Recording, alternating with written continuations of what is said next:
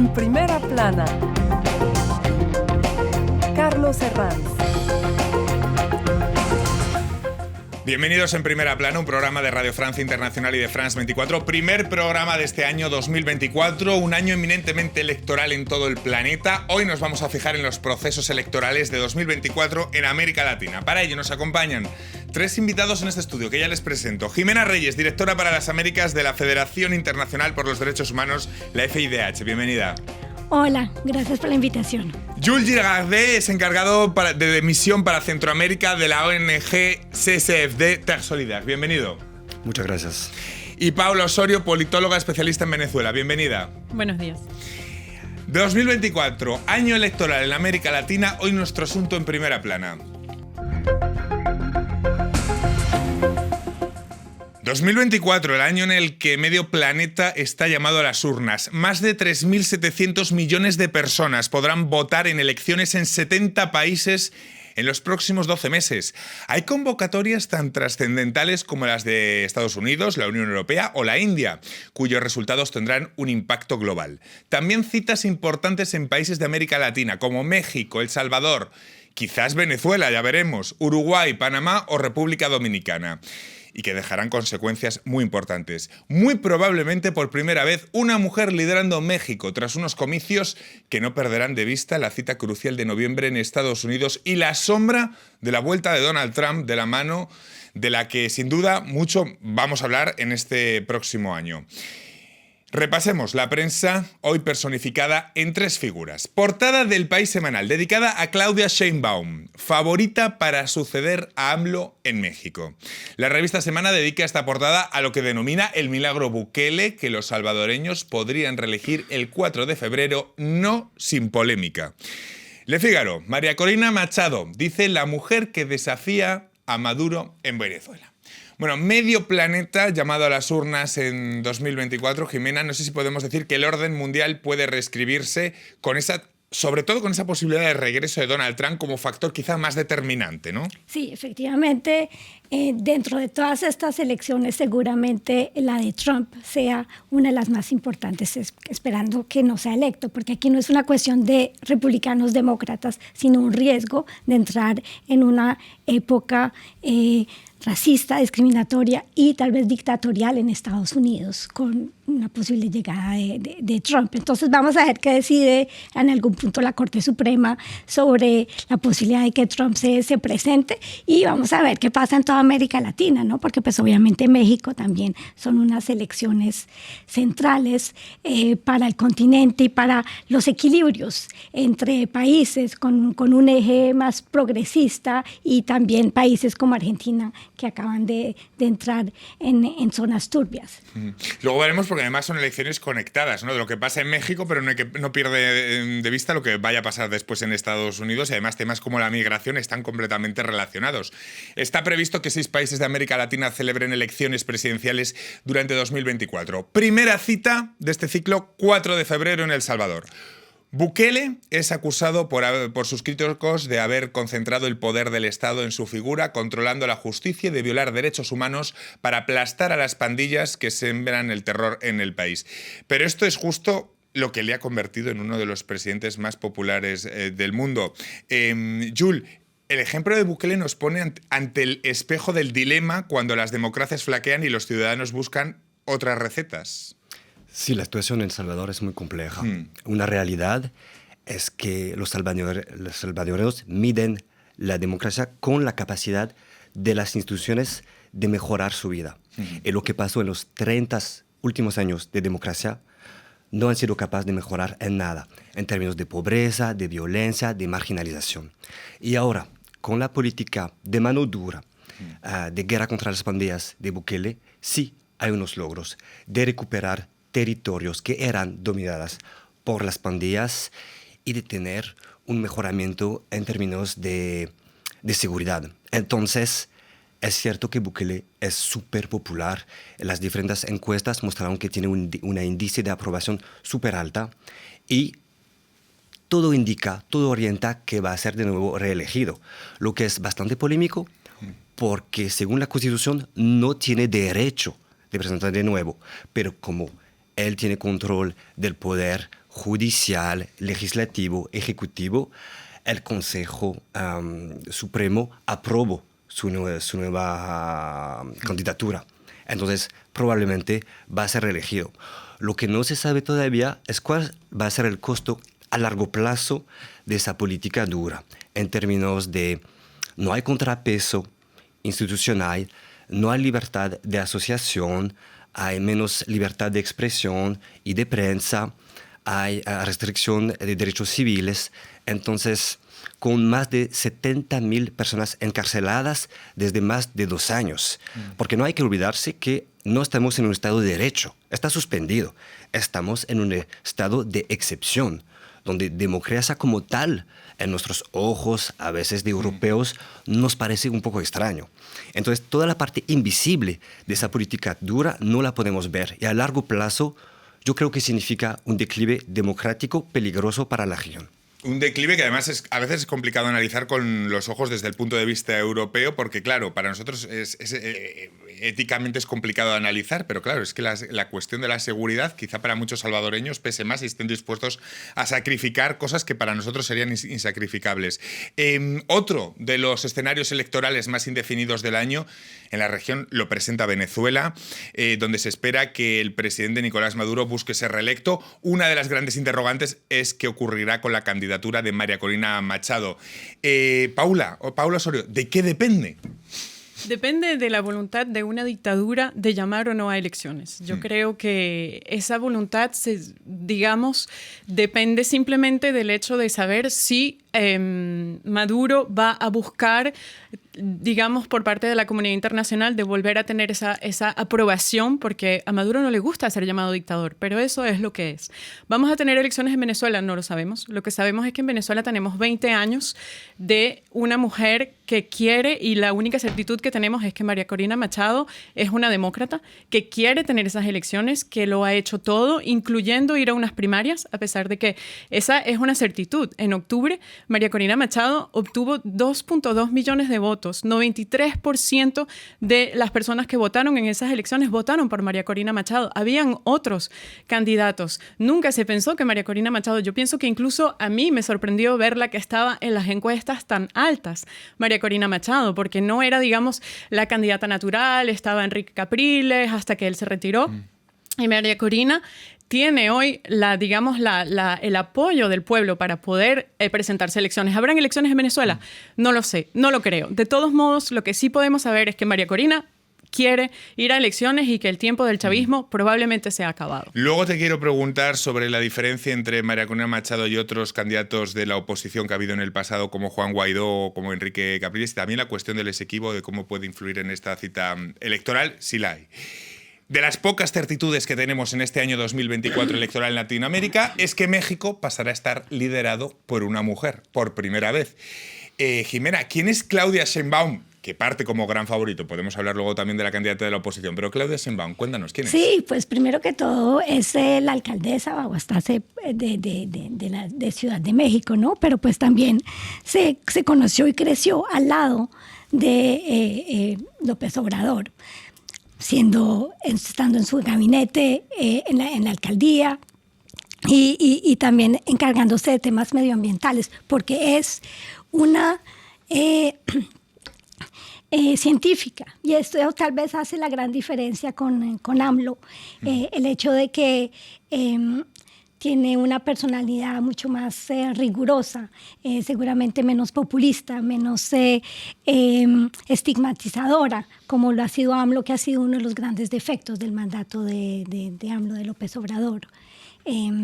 Ahora, bien, en términos de lo que va a pasar y de lo que está defendiendo como candidata, pues obviamente se está inscribiendo en la continuidad de lo que llaman la cuarta transformación. Entonces, pues este tema de la lucha contra la pobreza, que efectivamente ha tenido resultados, y una política económica de buscar megaproyectos como puede ser el Tren Maya, que tiene muchas críticas de la sociedad civil en términos de derechos humanos, pero la gran problemática que todavía ella no ha abordado es la problemática de la crisis de derechos humanos, el tema de la inseguridad en México. México, desde mi organización, lo consideramos el país con la peor situación en términos de derecho a la vida. Tenemos 110,000 desapariciones forzadas, más de 4,000 fosas comunes que se han encontrado, más de 50,000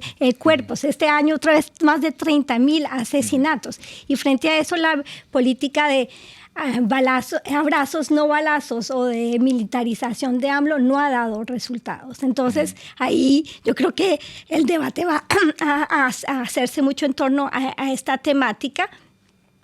Porque la presencia del crimen organizado en todo el territorio y la violencia que despliega continuamente es algo obviamente que afecta a todos los mexicanos. Ya ven, vamos saltando de país en país para intentar retratar realidades distintas. En el caso de El Salvador, Bukele podría ser el primer líder latinoamericano en lograr la reelección personal o de su partido en el gobierno durante 2024, algo extraordinario en los últimos tiempos para la región porque ha habido muchos opositores que son los que se han hecho con el poder. Precisamente hablando de oposición, Jules, me gustaría preguntarte, ¿quién ejerce ahora mismo en El Salvador de contrapoder o de crítica hacia el poder? ¿Dónde está?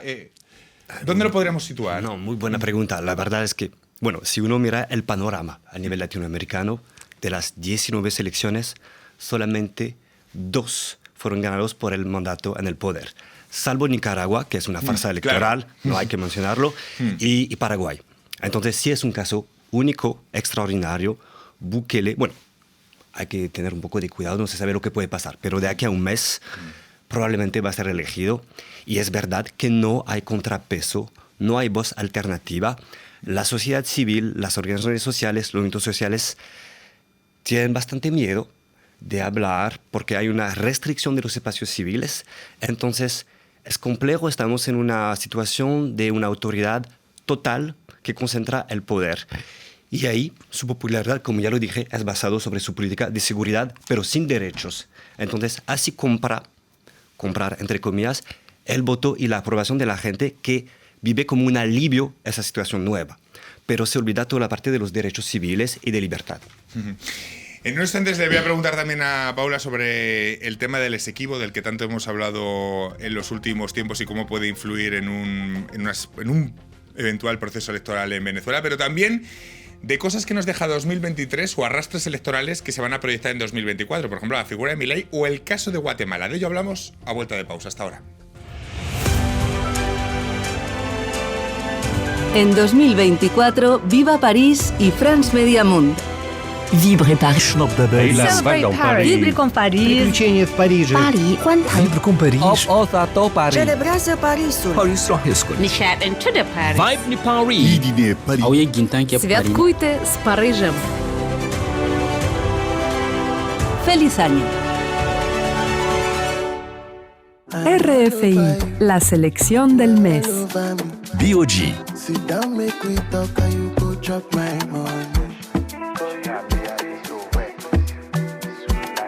Omalay.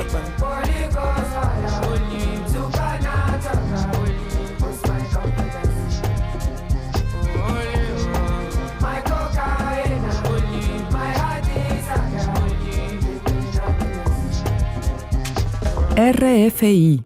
En primera plana, primer programa de 2024 y lo que estamos trazando es un poco el mapa electoral que nos plantea este 2024 en América Latina. Lo hacemos con Jimena Reyes, directora para las Américas de la Federación Internacional para los Derechos Humanos, la FIDH, con Jules Girardet, encargado de la misión para Centroamérica de la ONG SSFD Terre Solidaire, y con la politóloga Paula Osorio.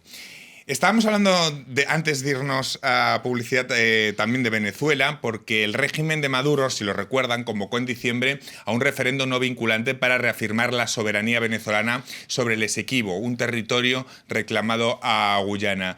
Paula, ¿qué impacto creen que este capítulo podría tener en este año electoral en Venezuela? ¿Puede entrar en juego el Esequibo en campaña? ¿Es una jugada no sé cómo decirlo. Es una muy buena jugada. Es Por una parte muy del buena jugada. de Maduro, ¿no? De parte de Maduro, desde el 2004. Astuta. Muy astuta. Desde el 2004, el chavismo había establecido que el Esequibo no era una cuestión de política internacional, se había sacado como tema de discusión. María Corina Machado siempre, cuando ella era diputada, incluso fue en misión para afirmar, siempre lo ha afirmado, que el Esequibo es venezolano. Y justamente María Corina, que arrasa en las primarias, como lo decíamos antes, en octubre del 2023 y en diciembre del 2023, aparte, por supuesto, intereses económicos con respecto a las nuevas explotaciones y los nuevos descubrimientos de los yacimientos petroleros estratégicos que hay en el Esequibo, en esa zona de reclamación, se dice Maduro, pues, puedo ir a buscar eso que es estratégicamente electoral por, digamos, los votos de María Corina. 2, con respecto a los intereses económicos que tengo ahí. Y 3, es una manera también de presionar a Estados Unidos, porque es el backyard, o sea, el patio trasero de los Estados Unidos, sí, ya con, digamos, la complejidad estratégica y geopolítica que hay en este momento en el mundo, con tantas guerras, con tantos conflictos como Gaza, como Ucrania. Si aparte Maduro va realmente a militarizar esta zona, Estados Unidos estaría muy preocupado y sería también un tema con respecto a la campaña que hay en Estados Unidos. Y solo por decir un punto con respecto a por qué para Estados Unidos Venezuela es un tema tan importante, es porque Venezuela, la situación ha estado tan mala desde hace tanto tiempo que los migrantes clandestinos en Estados Unidos que llegan son casi la mitad de los migrantes clandestinos que llegan a Estados Unidos. En Texas tenemos los albergues de refugiados que están llenos de venezolanos y la administración Biden ha cambiado la política con respecto a Trump. Yo no estoy aquí para posicionarme con respecto a lo que sucede en Estados Unidos, pero Biden envía a los aviones llenos de refugiados venezolanos sin papeles, sin ningún tipo de remordimiento de conciencia, a pesar de que en Venezuela la gente no tiene seguridad alimentaria, la gente no tiene seguridad simplemente porque la situación en Venezuela es muy mala. Entonces pienso que esos son 3 elementos estratégicos y el Esequibo es una estrategia para Maduro. Venimos de un año 2023 que acabó en América Latina con la llegada al poder del ultra Milei en Argentina. No sé si los ecos de esta decisión también van a estar presentes en el inicio del año, porque vemos que hay cosas de 2023 electoralmente que sí que van a estar presentes en el inicio de este 2024. Otro caso es el de Guatemala, ¿no? Con el presidente electo Bernardo Arévalo, que asumirá el 14 de enero el poder en el país centroamericano en medio de enormes expectativas ante el cambio profundo que busca impulsar y tras casi medio año denunciando un golpe de Estado en su contra. Jimena. Sí. Lo que pasó en Guatemala fue una tentativa de golpe de Estado judicial con Consuelo Porras, la fiscal general, que trató de invalidar las elecciones, pese a que todos los observadores internacionales dijeron que estas elecciones eran válidas. Entonces estamos todos esperando el 14 de enero a ver si efectivamente se va a dar ese traspaso de poder. Con algo de esperanzas, porque recientemente la Corte de Constitucionalidad le dio el espaldarazo y reconoció pues la validez de estas elecciones y entonces pues se espera que el Poder Ejecutivo efectivamente permita que llegue al poder este nuevo presidente. Pero quería comentar algo sobre Venezuela, si me permites, rápidamente. Siendo un poquito más positiva de que tal vez sí se puedan dar las elecciones, pero reconociendo que el régimen es quien va a decidir. Claro, porque lo que está pasando también es que en este acuerdo parcial de Barbados entre Estados Unidos, miren el lapsus, entre la oposición y Maduro, pero donde Estados Unidos acordó el levantamiento de las sanciones de forma parcial, tal vez si la economía se mejora y que el régimen de Maduro siente que tiene más chance de poder ganar, o inclusive porque el mismo Maduro no se presenta, sino se presenta alguien más del chavismo, entonces permitan, esa es mi esperanza, permitan que sí se den las elecciones. Y ahí, pues a lo mejor podremos entrar. El régimen siempre se guarda la carta, ¿no?, de sacar lo del Esequibo para luego invalidar. Siempre van a estar un poco con las manos. Están en control, no hay duda. Bueno, volviendo al caso de México, aquí el oficialismo es quien tiene más posibilidades para continuar. No sé, ¿en qué se diferencia Sheinbaum de AMLO y en qué toma diferencias? Sheinbaum tiene un perfil más tecnocrática, para decirlo así, no tiene ese carisma que tiene AMLO, que viene más de la parte populista, que tiene una base electoral desde los sectores más populares de la sociedad. Así que hay una cierta diferencia. Lo que vamos a ver que, por cierto, habrá una continuidad en las políticas públicas. Ella lo dijo, no es una copia de AMLO, pero sigue los mismos principios. Lo que vamos a ver... A Xochitl Gálvez, la candidata de la oposición, que eso también llama mucho la atención, de una oposición que junta, recordemos, derecha, izquierda, que junta todo, para entender que a veces homologar las cosas es bastante complicado. ¿No le dan ninguna opción o lo tiene bastante complicado?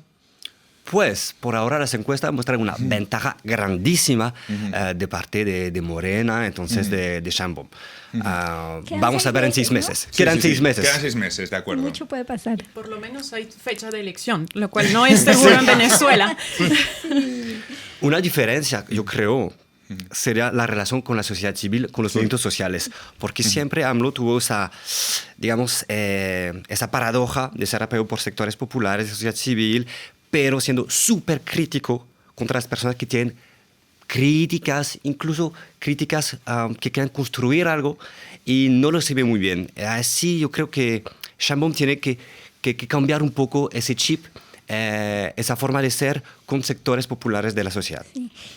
Es que era indignante la actitud de AMLO. Es que hay que recordar que México son más de un centenar de defensores de derechos humanos asesinados, más de 50 periodistas. Entonces no es lo mismo en todos los países, en un país como México con estas cifras, estigmatizar al periodista, estigmatizar a la sociedad civil y a la defensa de los derechos humanos. Ahí realmente había toda una dimensión populista que hizo, que creó una gran tensión con la sociedad civil.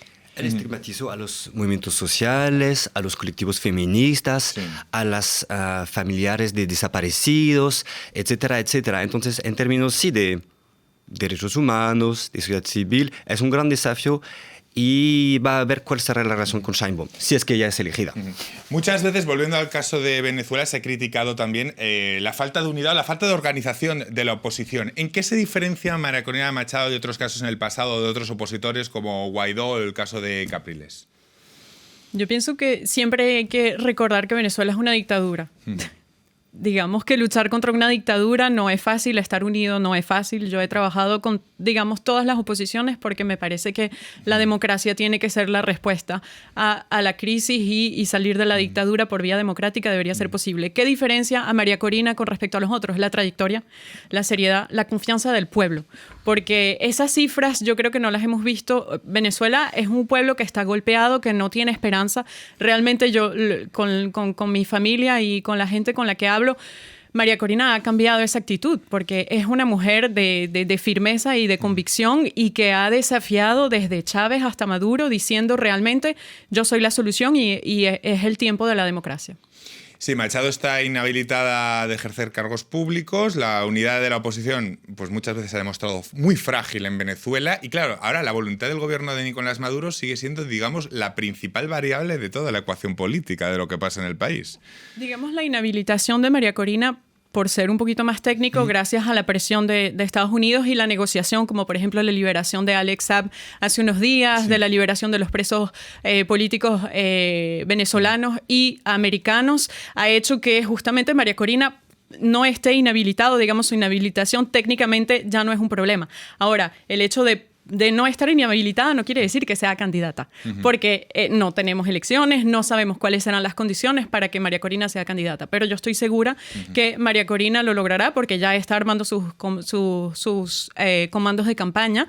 El principal, digamos, problema para mí no es tanto que se puedan organizar las elecciones, sino que se puedan hacer realmente libres y que los venezolanos que estamos afuera podamos realmente votar. Esa es la clave de lo que se tiene que negociar de la parte de Estados Unidos y de la comunidad internacional entera, porque somos más de 7 millones de venezolanos que estamos afuera y yo pienso que por lo menos 5 millones podemos votar y por haber participado en muchas elecciones, 90% mínimo vota por la oposición. Apuntamos sin duda esa clave tan importante. El panorama luce más complicado para el oficialismo en Panamá y en Uruguay. En este último caso, bueno, habrá que esperar a las internas de los partidos en junio. No sé si creen que este año 2024 puede romper, hablando de forma general, esa tendencia en América Latina de que gane el opositor, sino que en muchos de los casos el oficialismo, por ejemplo, en el caso de México, ¿no? Que el oficialismo pueda seguir, cambiando de cara, pero que siga Morena, ¿no? Sí, es posible que en México, pues ya lo dijimos, se rompa las esa cifras, tendencia, se ¿no? rompa esa tendencia y también pues hay que alabar esta tendencia. Fue la demostración del carácter democrático de las elecciones, no perfectas, pero pues el hecho de cambiar de partido es un ejemplo. Y como decíamos ahora, donde no se hizo, por ejemplo en Nicaragua, se tornó 2 años después en dictadura y ahora en unas elecciones que son una nueva farsa. Entonces,